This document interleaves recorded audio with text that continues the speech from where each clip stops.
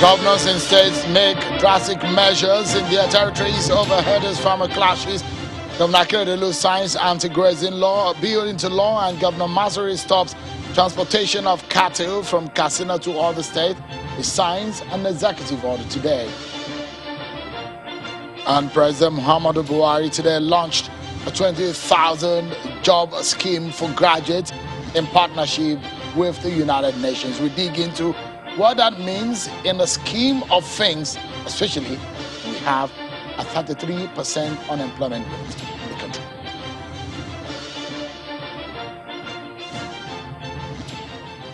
Hello everyone, and welcome to Politics Today live from our Abuja studio. I'm Seun Okinbalo. Welcome to the program, everyone.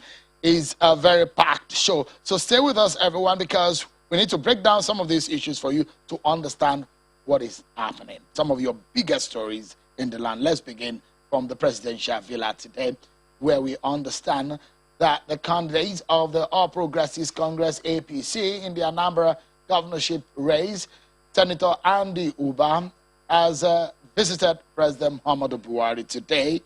He was there in company of the chairman of the APC Caretaker Committee, Governor Mai Mala Buni, alongside Senator Hope Uzodinma, who is the chairman of the APC Campaign Organization for Anambra Governorship Election, and also Governor Yahaya Bello of Kogi State.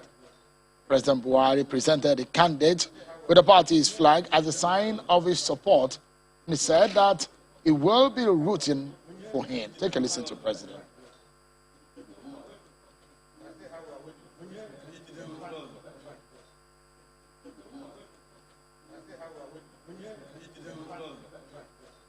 Well, we have some other stories for you on our political roundup.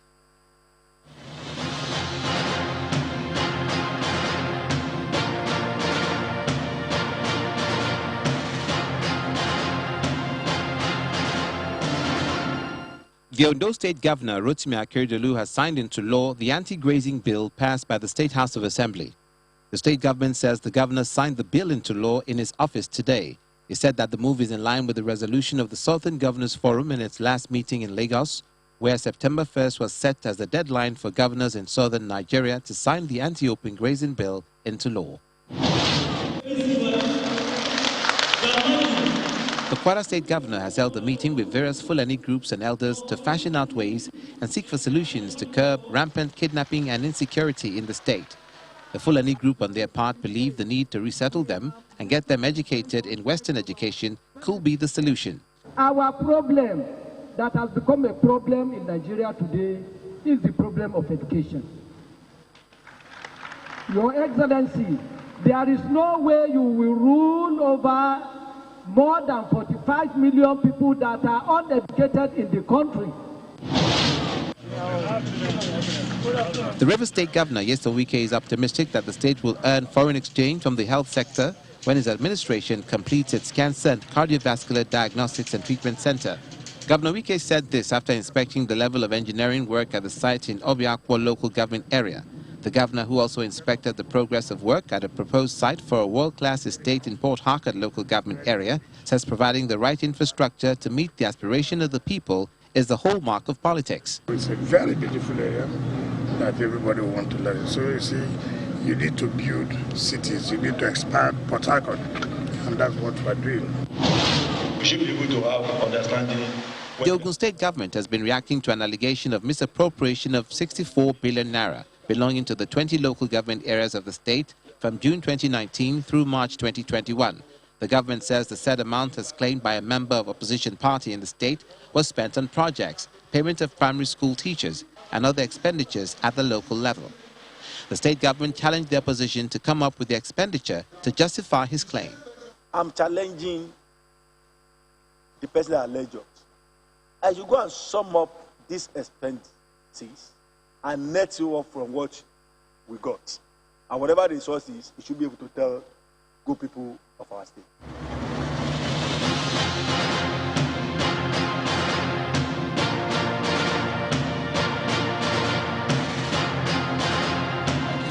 Everyone for staying with us. So perhaps the biggest job of government is what gets us talking. That is security. Anywhere you live, you think about security. But it does look like the governors of the state are thinking about taking measures of ensuring that their states are well secured.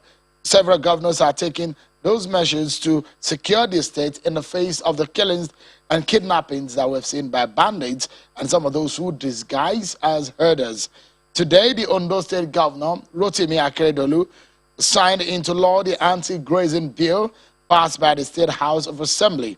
The state government says the governor signed the bill into law in his office today.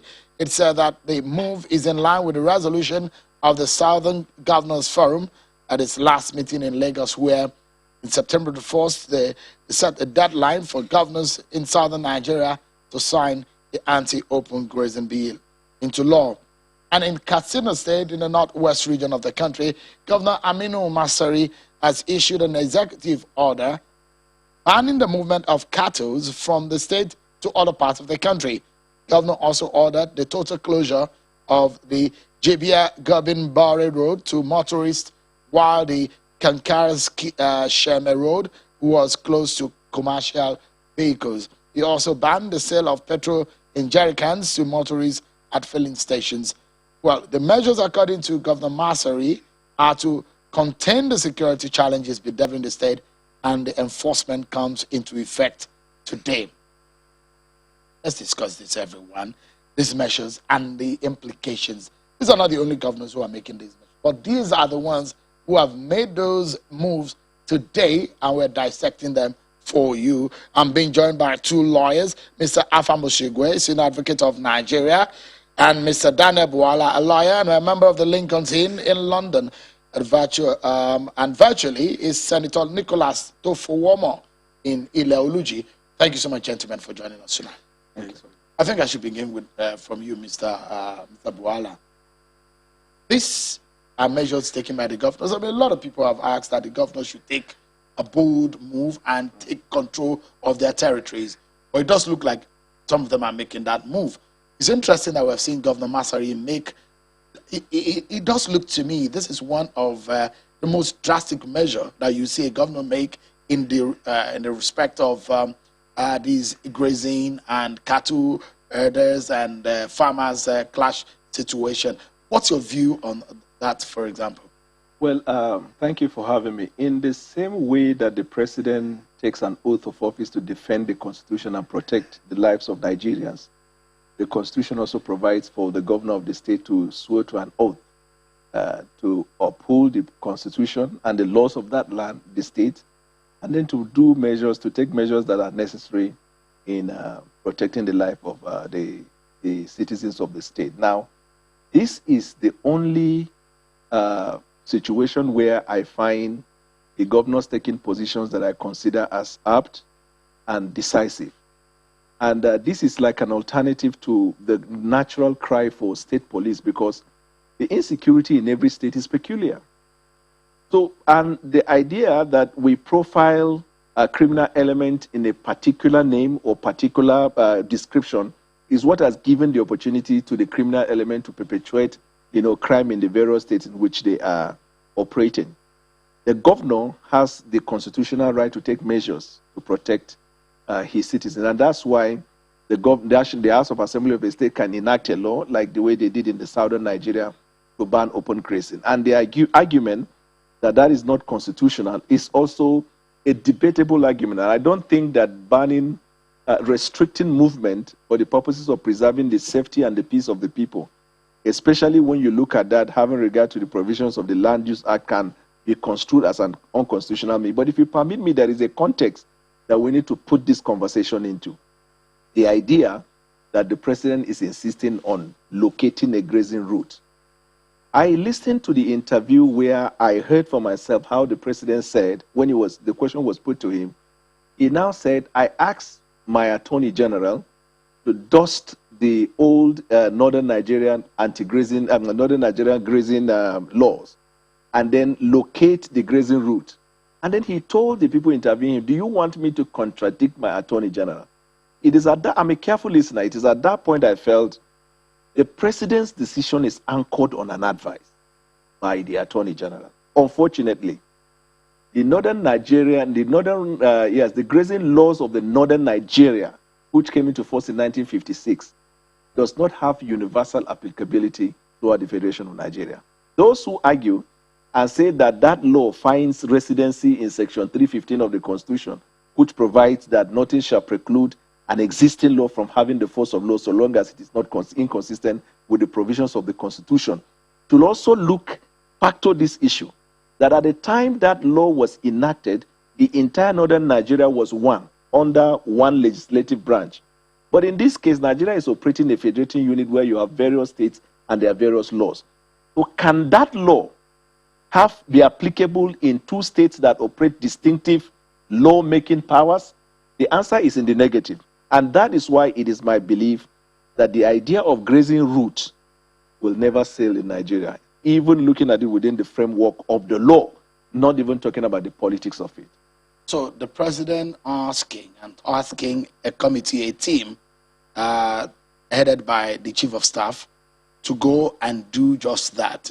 If you say that it will not hold water, you're invariably saying that is a task of no consequence. Right, because locating a grazing route across Nigeria means that the committee or whoever is tasked with that responsibility will be mandated to go into states that under the Land Use Act is under the powers of the governor to begin to then encroach on those lands. Well, he said that in that statement that was released by the office of the president, that in conversations or in consultation with stakeholders, which I presume that the governors are also coming to part. And they're also stating in that statement that they will also consult the state of which states out of 25 or so states that are consulting, which of them want to release their land.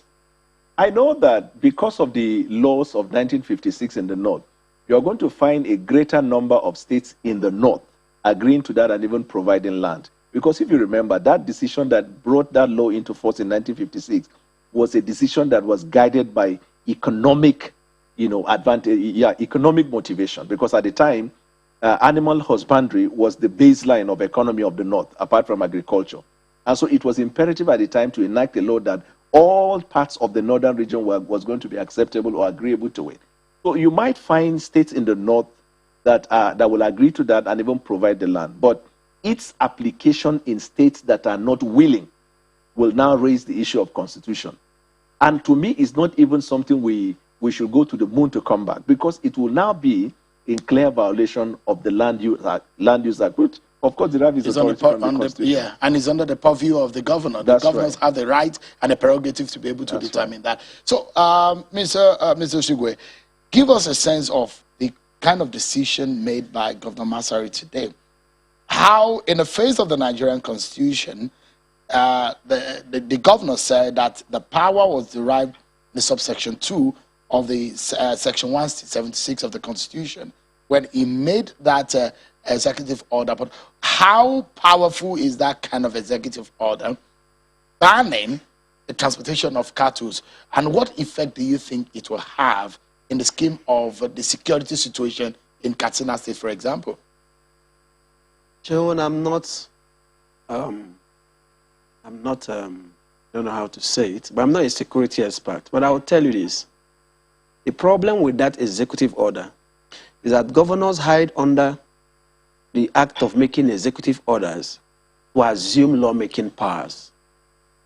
And this is a clear case of executive lawmaking not backed up by law.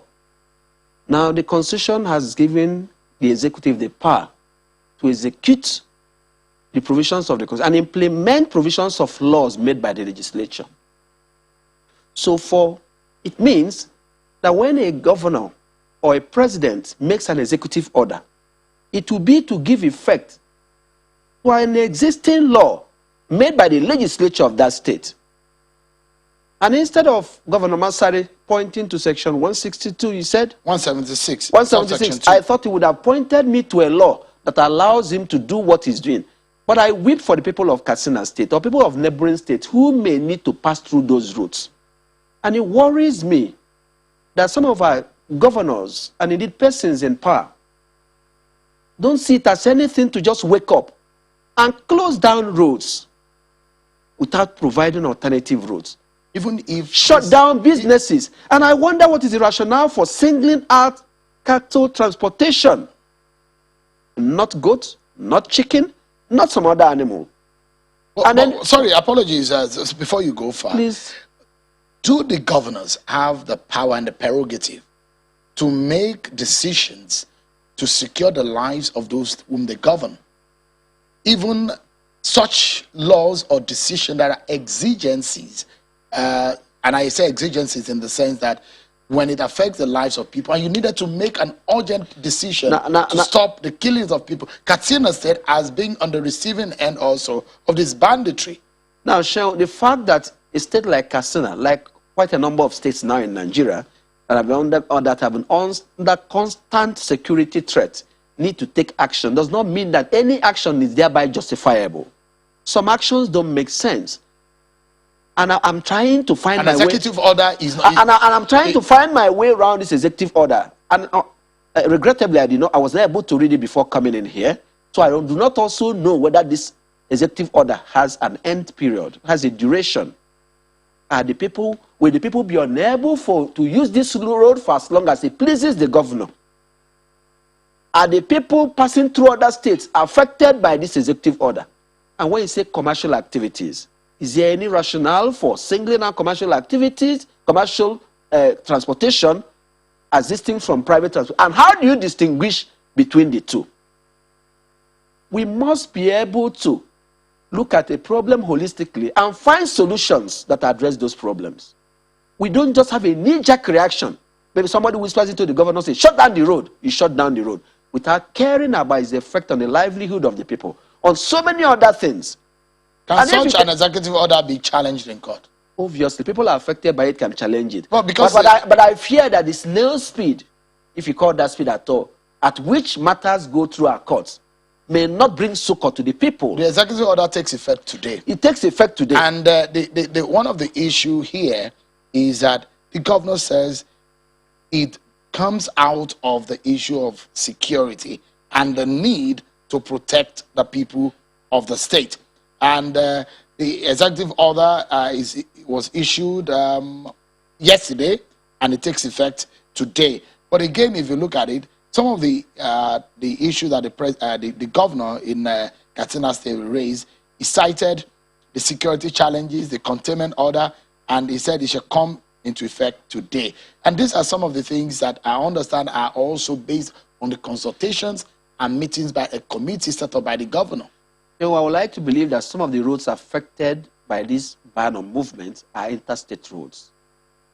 Neighboring states. People from neighboring states may be unable to pass through Katsina to get to their destinations. They may have to look for alternative routes, or be unable to move, or in a normal situation, may create an opportunity for unscrupulous security agencies to have a bazaar. But is there an option, an alternative option for the governor? In the face of what is happening. And I would like the governor to convince me how this issue will stop the security challenges being faced in Katsina. And I dare tell you that it will not scratch the surface. At a time like this, I said this on a program here or some other forum, that we should be worried that at a time of great security challenge, there are no emergency numbers people can call. When people are kidnapped, there are no security agencies to provide guidance and assistance to victims of these kidnappings and all that.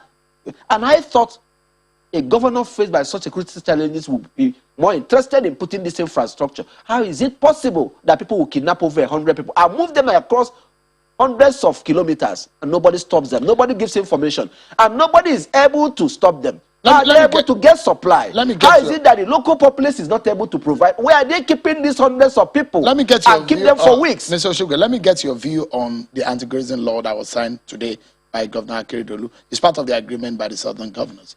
Are you in support of that? Now, let me say this, Shehu. Unfortunately, most views being expressed in Nigeria are being seen from the prism of ethno-religious politics. And people are being, some people look at you from where you're from. Certain decisions are being looked at from the point of those who are making it. But it's open grazing, the idea of nomadic herding, a problem in Nigeria. Clearly it is. Has led to clashes between communities. It has led to so many deaths. Will any government be right in finding solutions to it? Of course. And I think instead of the federal government being besotted with the idea of restoring grazing routes. And I agree with my colleague, Mr. Bwala. I cannot see that law of Northern Nigeria standing in the light of the clear provisions of the Land Use Act, because it means that even if there was such a route, remember, it says routes, it did not say federal lands. It's not as if federal government acquired the land that constituted the routes. So it means you're going to violate private ownership of property to reestablish the routes. And what happens if there have been buildings? Is the federal government going to pull them down? I think it's time we sat down to look at this issue of nomadic heading, its effect on the economy, in the effect of peaceful coexistence of various communities, and address them. And I think the states that are passing laws should also find a ways of also making those that will be adversely affected by these laws to also have a sense of belonging, that it is not being targeted at them because they don't seem to be indigenous to those states or the communities where they are found. I'm itching to know what Mr. Bwala's views are going to be on Governor Masari's decision. But just remember, let me bring in the senator, because the senator is involved because he states that the governor in your state now has passed this bill. Were you looking forward to it? And how does this come to you as a senator from Ondo State? All right, let's just give the senator a moment to do just that. But I wanted to know what's your view on Governor Masari's executive order. There are two issues with respect to the decision by Governor Masari. Number one is that the law is that nothing shall preclude any law that is reasonably made in a democratic society, meaning that Katsina State can pass a law in the midst of this chaotic situation that can restrict the movement of cattle, but it has to be a law passed by the House of Assembly of Katsina. Unfortunately, most states in Nigeria, the House of Assembly don't make laws. They take directive from governors. That's one breath. Then the second breath is executive order. For the governor to issue executive order of this nature, the appropriate thing for the governor to do will be first to declare a state of emergency. Then he can give an executive order, because state of emergency is a way of circumventing the law within the ambit of the law. So let's get it clearly. President Buhari signs executive orders. Right. So the governors don't have the right to sign executive orders. They do have. Okay. But the nature of the executive order, for example, you can sign executive order regarding health matters. This is a pandemic period. But this is security matter. Security matter is not something that comes with time. It is enshrined in the Constitution. The security of life and the welfare of the people is the responsibility of government. It's there. So it is not like you are saying we did not foresee it. And you are now going to touch fundamental part of the Constitution, which is the restriction to their right to move, right to carry out economic activities. It's fundamental. So to be able to do that, you first must establish that the state is otherwise not in a right situation for normal governance, which is declaring state of emergency. When you do that, then you issue an executive order that must also have a time limit, like the way my senior colleague said. It cannot be in perpetuity. So you must say that this executive order is issued consequent on the state of emergency for so period within so period of time. But it seems that in Nigeria, we are not ready to follow procedure of law. We just issue an order that anybody can go to the court of law and challenge it now. For example, the Constitution says if there is any law that is inconsistent with the provision of the Constitution, that law, to the extent of inconsistency, is void. So the person will say the Constitution says I have right to move and I have right to carry out economic activities. Then you are now bringing the executive order. The order and the Constitution, which one is inconsistent? But if you declare state of emergency and then you issue executive order, if you look at the Constitution with respect to the powers of executives to declare state of emergency, it permits of this kind of situation. So can a state governor declare state of emergency in his own state? State House of Assembly, I make the case that State House of Assembly can pass a resolution that the governor can act upon it. Now, alternatively, the governor can also seek that the president declares a state of emergency. But usually, when the president has to declare state of emergency, it is in a situation where there is obvious chaotic situation in the state, but the governor is not cooperating. There is need for federal intervention. That's why the president can go ahead. But nothing precludes or prohibits a governor from declaring state of emergency, like in health, in education, included. So when the president declares a state of emergency in a state, the powers of the governors, from what I understand, is suspended. No, he does not suspend the powers of a democratically elected governor. It still acts in the... It only permits the federal intervention in the state for the purposes of addressing the very purpose for which state of emergency is declared. So if there is insecurity, there is riot or religious crisis in the state that the governor has now become incapable of managing, the president declares state of emergency and sends federal troops, which ordinarily he will not have the power to just send troops into the civil society. But because of the declaration of state of emergency, he can send federal troops to quell the situation. But while that is going on, it does not stop the governor from carrying out duties as ascribed to him by the Constitution. All right. I have a feeling that the senator is back with us. Okay, I understand now that it's not, we're still trying to fix up the technical issues with his connection. So now that the governor has done the executive order, which it does look like the two lawyers here don't quite agree with that move. So can there be a retroactive move just to make things work, or not just to make things right? Now that for you think that it's not the right step to make, but he said he's made it because of the security of lives of his people. Now that has been made, what else can he do to make it right? Now let me say this, Sean. A legislature can pass a law that is retroactive or retrospective, where it will not create an offense or make an act or omission that was not such an offense before the law was passed. So in respect to civil matters, his house can pass a law tomorrow and give this law effect to say a few days ago to justify the action of the governor.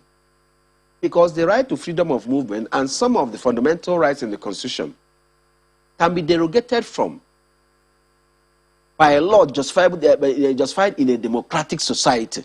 So if there is a law that we see as, any democratic society will be right, I'm talking about the absence of law. Now, I'm not also saying that a governor cannot take certain steps. But when the law is so drastic as to almost extinguish people's rights to carry on their economic activities, to move, or for even travelers to pass through that state, such an action or order by the executive should be grounded in a law duly passed by the legislature.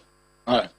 Let's take a breather. And when we come back, I'd like to get your final thoughts on the way forward. The anti-grazing law, the farmer herders clashes, and the way forward for Nigeria is a major issue. But also, don't forget, tonight we have for you Mr. Ife Adebayo, who will be joining me. He's the advisor to President Buhari on innovation. He will be talking to us about the 20,000 graduate jobs for Nigerians, the initiative that was launched today by President Muhammadu Buhari in conjunction with the United Nations. Don't go anywhere.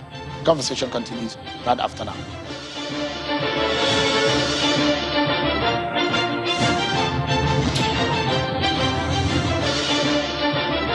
Many thanks everyone for staying with us right here on Politics Today on Channels Television. Let's continue with the conversation now. Mr. Afam Osigwe, Senior Advocate of Nigeria, and Mr. Daniel Bwala, a lawyer and a member of the Lincolns in London. Both of them have been sharing their views. Sadly, we've not been able to connect with Senator Tofowomo, Nicholas Tofowomo of Ondo South, the senator in the National Assembly, to give us his view on the law that the governor of Ondo State just signed today. But we'll get to him in a moment. Let me get some of your closing thoughts now.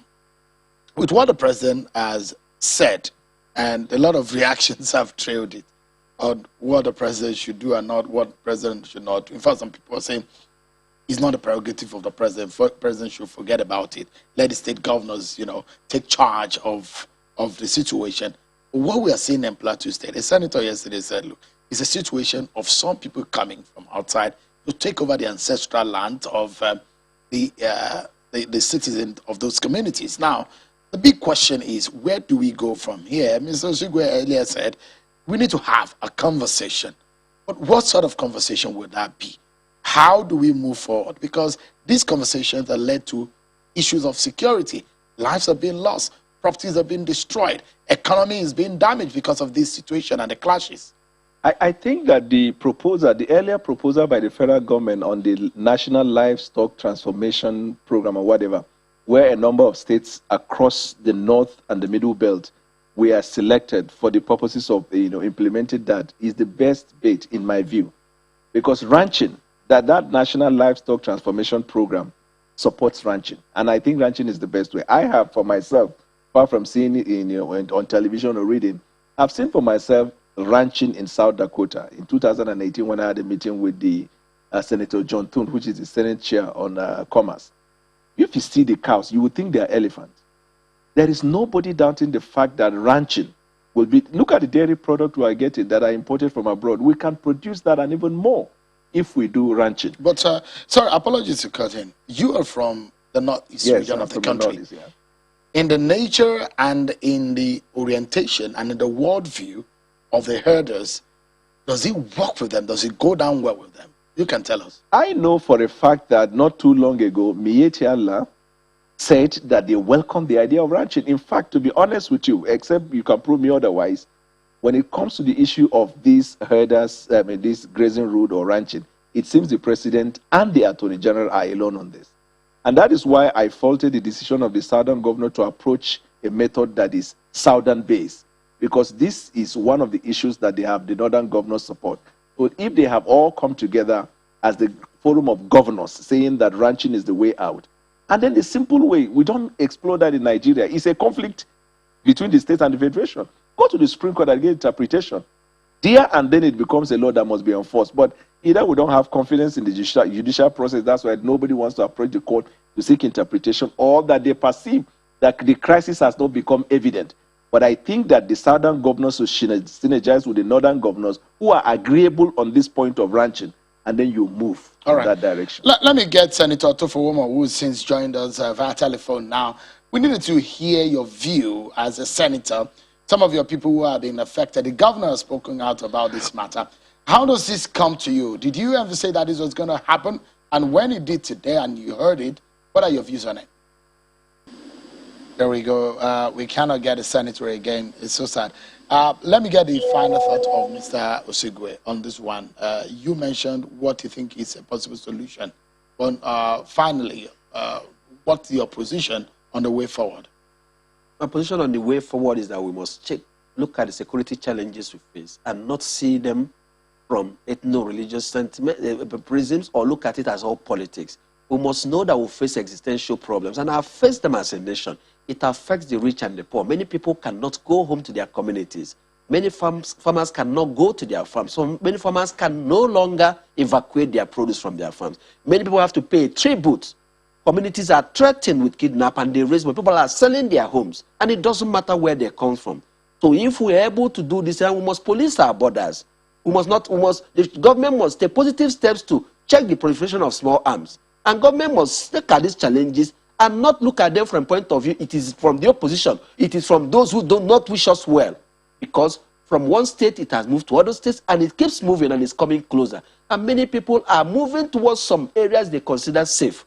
And many people are being profiled because there are certain areas, and as they are moving, they are seen as security challenges. Well, in actual fact, these are individuals who are running away for their dear lives, either because young people are targeted or are being conscripted into criminal gangs or for some other activities. We must sit down as a nation and face our challenge and put aside politics or ethnicity or every other thing and face a problem that faces the unity of the country, that faces the livelihood of different communities, of different people, irrespective of their religion, and not take criticisms as an attempt to undermine the president or any other person. In his home state, Katsina, there's a problem. In my home state, Anambra, there's a problem. We should sit down and face these challenges, and I agree with Bwala that maybe because the southern governors made it as a resolution, maybe people in the north may not feel it's targeted at us. But they also face, many communities in the north are also trying to stop the nomadic open grazing. So it's a problem everybody faces, and we should face it as a nation and put patriotism at the forefront of what we are doing, and also join hands to find a solution to this problem, so that we will make sure that we stop this thing before it overruns a majority of the states in Nigeria. God forbid that this thing get out of hand, but the leaders need to make those decisions. Let's try again. Sadly, we've been trying to get to Senator Tofowomo. Senator, can you hear me now? Let's give it another try. If you can hear me, what is your view on what Governor Akeredolu done today? Signed the anti-grazing bill into law. Yes, the law is highly commendable because many farmers have suffered in those states. Let me make reference to Chief Olufalaye. His farm was destroyed many times without number. So the law will regulate all these cows moving here and there. And it's very unfortunate. United States of America, they have the largest number of cows all over the world. And they don't have problems with cows moving around. So it's important that both the state and the federal government should come together and create cattle farms. What we need in Nigeria is cattle farms. When we have cattle farms, the cattle will be producing milk for Nigeria, and it will have meaning, and it will not drive farmers away from their various farms. So the law is highly commendable, and I commend the governor of Ondo State for taking the rightful decision. But we need to move further than that by creating cattle farms. Senator, let me quickly get to know this. Have you been able to lay your hand on the bill? Do you have an idea of what it looks like, some of the content in it? What comes out to you if you're not lay your hand on it?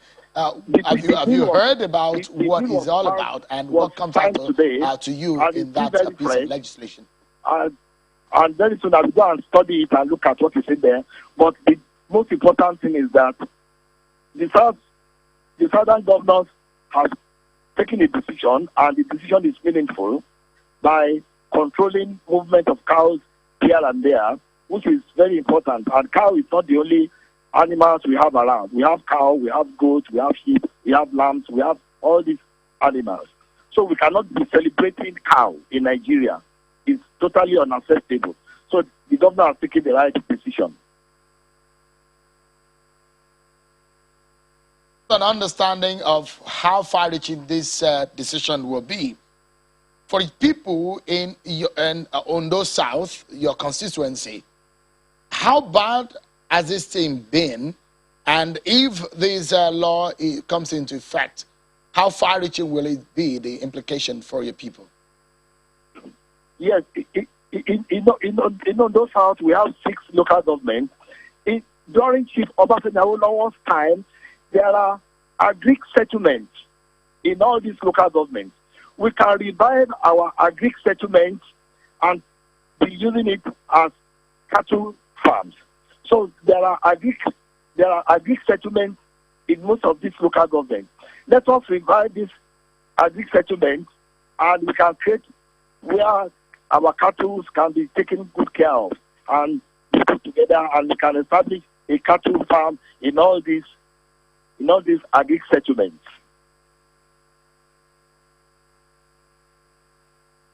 Nicholas Tofowamo, Senator representing Ondo South in the National Assembly.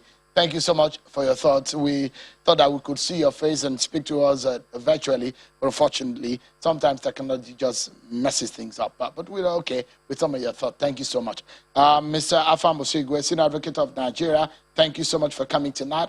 And Mr. Daniel Buala, a lawyer and a member of the Lincolns in London, thank you so much for your thought tonight. Thank you. I appreciate it. Thank you so much. We'll take a short break, everyone. But when we come back, we get to know and find out from the man who is advising President Buhari on some of these concepts of especially this 20,000 job initiative for graduates. It's going to be for a period of time. What are those things behind it? Where can you register for it if you want to get into that job? We take a break, and when we come back, we hear more on this job scheme. Join us again.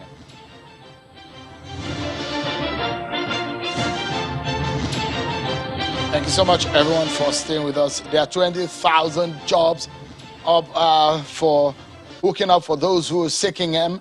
But President Buhari today launched what they call the Jubilee Fellows Program. It's a program and a federal government initiative in partnership with the United Nations Development Program, UNDP, which aims to place 20,000 skilled young Nigerian graduates under the age of 30 into jobs in private and public sector organizations around the country. The jobs will last for 12 months and will be fully paid and will seek to help prepare recent graduates for their future careers, work environments. The president has asked Nigerian graduates to apply for the Jubilee Fellows program.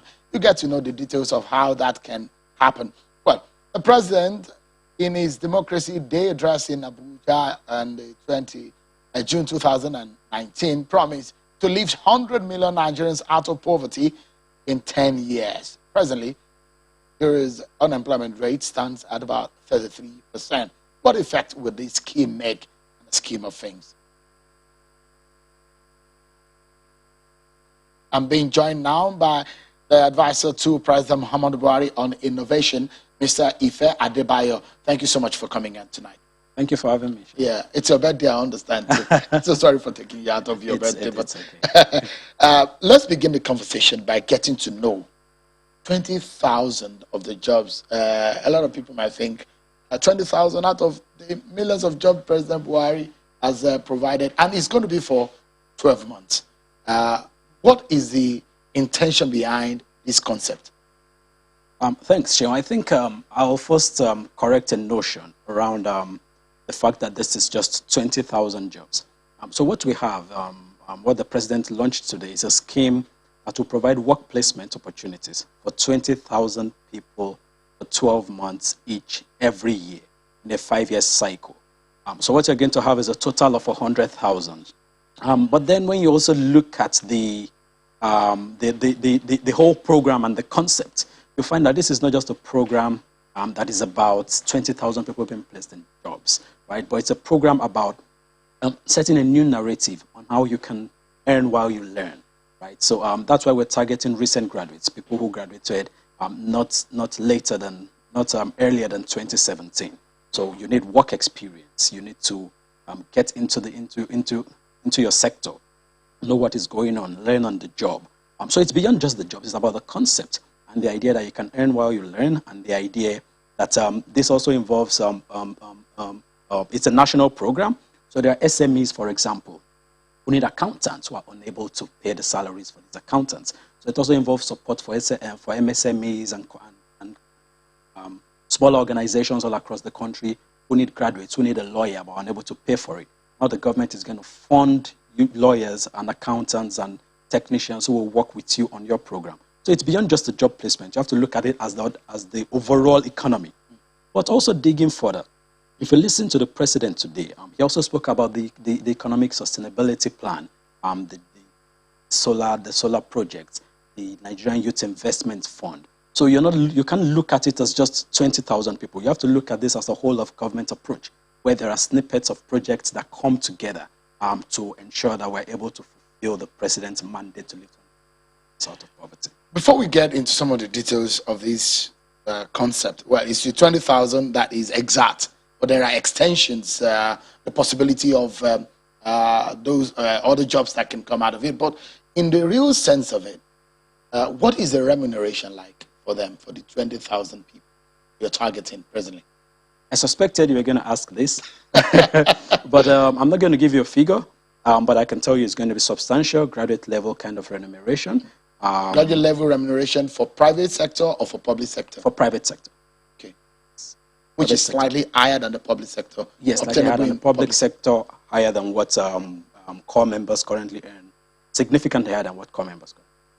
So in this sense now, you're saying that those who have had their job, because this job is just for 12 months, so what do you expect them to do after the 1 year? So you engage them for 1 year. What happens to them after the 1 year? So what you find is a lot of graduates tell you, I'm done with school, I applied for a job, but they want 5 years work experience. They want 3 years work experience. So what this does, it gives you an opportunity to gain this work experience that is much needed for industry. But beyond that, you also have an opportunity to connect with mentors. You have an opportunity to learn. So, for example, we're engaging with private sector partners. If you listen to the speech of the Honorable Minister of Industry, Trade and Investment today, the private sector is a key anchor of this. So the investment from the private sector is a key pillar of this initiative. So none of these jobs is going to be in the public sector at all? No, there will be jobs in public sector, yes. So some will be in the public sector. But it's the same template for all of the jobs? The same template. And in the public sector, it will also be targeted, right? So we don't want people to be posted to jobs where they end up buying granules, you know, and instead of learning. So to be targeted, put them, people who will go into public sector will go into public sector organizations where they can get relevant skills. So government agencies where there's specific work to be done. And people will be employed based on their skill sets or their education training? Yes, so based on skill sets and education training, both. Okay, so let's go into another ramification, which this is very important. How do you ensure fairness?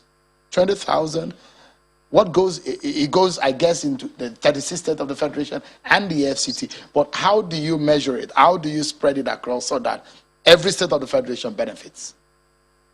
So there will be an almost equal distribution across all the states. But then, just the same way there are allocations based on population density, etc., there will now be some considerations for some states. So when you look at a state like Kano, you look at a state like Enugu, like Anambra, like Kaduna, like Lagos, like Rivers State.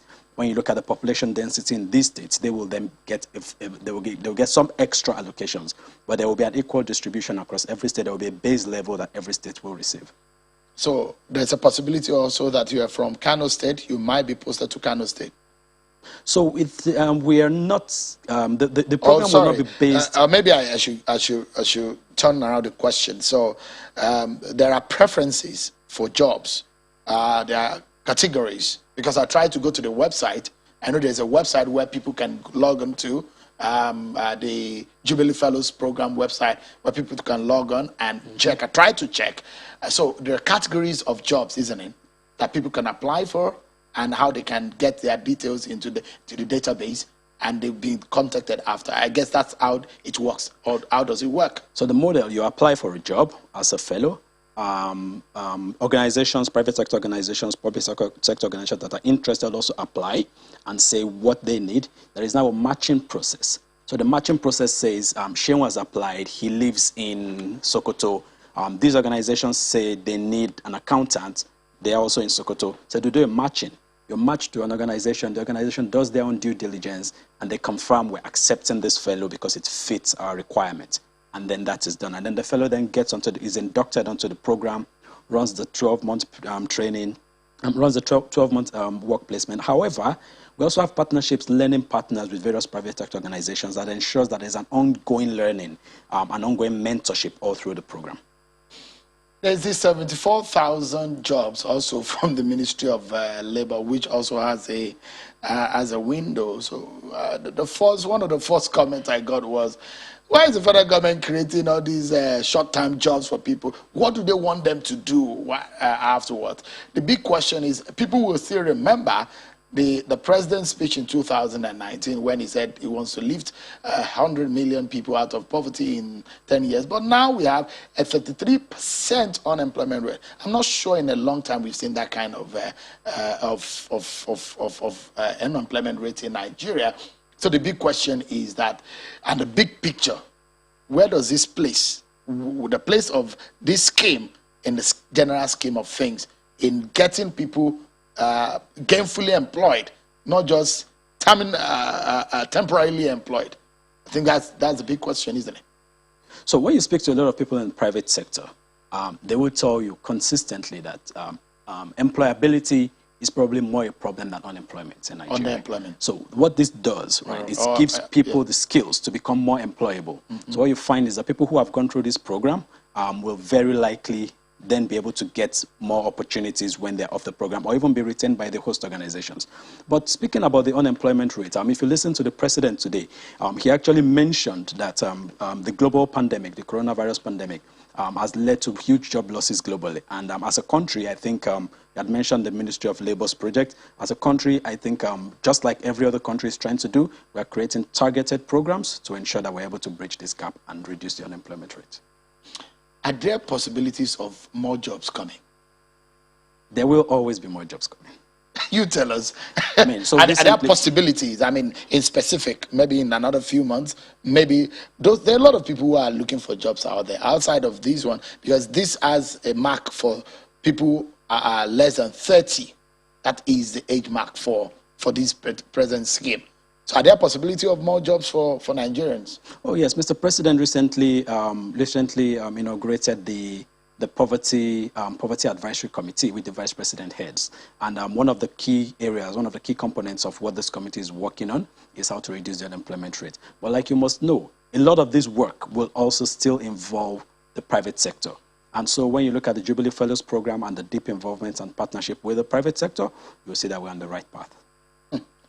I know a lot of people are watching right now. Give them an understanding of this Jubilee Fellows. Where should they turn to? What should they do from this point for those who are interested? Because the president was asking Nigerians, go and apply for it. How do they apply for it? So if you're interested, if you're below 30 years old, you graduated between 2017 and this year, you can go to www.njfp.ng. Can you say that again, please? www.njfp.ng. And you will find all the information you need. Application opens on the 6th of September, and it will close on October 20th, 2021. So you have the window of about 6 weeks to get on the portal, apply and fill in your details. And also for host organizations, so you're an SME, you need an accountant, you need a secretary, you need a lawyer. You're not able to afford these guys. You can also apply on the portal. Indicate your interest, indicate the roles you're looking to recruit for and your location, and we'll match you with relevant Ife Adebayo is the advisor to President Buhari on innovation, and is been speaking about the Jubilee Fellows job scheme for 20,000 young Nigerian graduates under the age of 30. Thank you so much, Ife, for coming tonight. I appreciate you for having me. Yeah. Ife was at his birthday party when I called him earlier today. Thank you so much, Ife, for coming. That's our show for today, everyone. Many thanks for watching. I'm Seun Okinbaloye. Bye-bye.